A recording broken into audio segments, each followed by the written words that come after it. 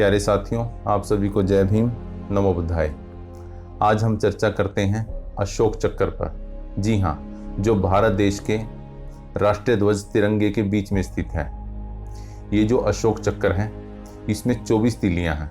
इस बात की आप सभी को जानकारी तो होगी, लेकिन इसको जब गहराई से देखेंगे, 24 तीलियां हैं, इसकी बात की जानकारी तो आप सभी को है, लेकिन इन 24 की 24 तीलियों का जो अर्थ क्या क्या है वो भारत देश के प्रत्येक नागरिक को नहीं पता है। हमारा आज का जो वीडियो बनाने का मुख्य विषय है वो यही है, ताकि आप सभी इस बात की जानकारी प्राप्त कर सकें। भारत देश का जो राष्ट्रीय ध्वज तिरंगा है, उसके बीच में जो अशोक चक्र दिया है उसे धम्म चक्र भी कहा जाता है, संसदीय भव चक्र भी कहा जाता है। इन 3 नामों से उसको जाना जाता है। उस अशोक चक्र में कुल 24 तीलियां होती हैं, और ये 24 तीलियां एक दिन में जो 24 घंटे होते हैं उसका भी प्रतीक है।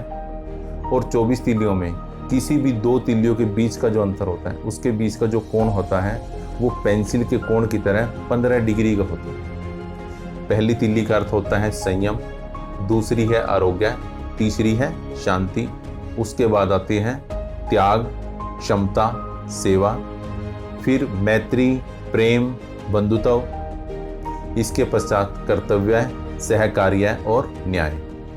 उसके पश्चात आती है नीति, अर्थ और क्षमता, फिर नियम, व्यवस्था और सुरक्षा, फिर लास्ट में जो 2 तीलियां बचती हैं, यानी 23वीं जो तीली है वो है उद्योग, और जो 24वीं तीली है वो है समृद्धि। इस प्रकार 24 की 24 जो तीलियां हैं उनका अलग अलग अर्थ होता है।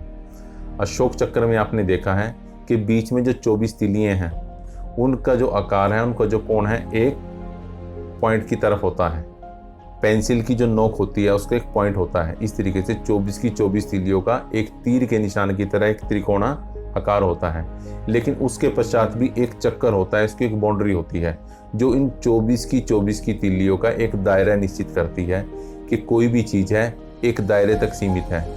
दायरे से हटकर चाहे कोई भी चीज़ है वो भी नुकसानदायक होता है।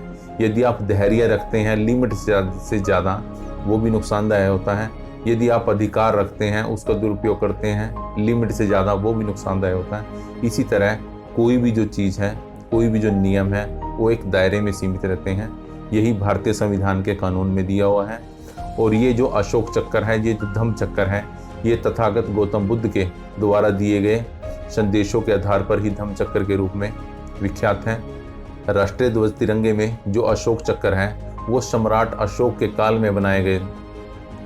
उत्तर प्रदेश में जो स्थान है सारनाथ, वहाँ पर जो एक स्तूप है और स्तूप के पास एक सिंह स्तंभ था जो हमारे देश का राष्ट्रीय चिन्ह है।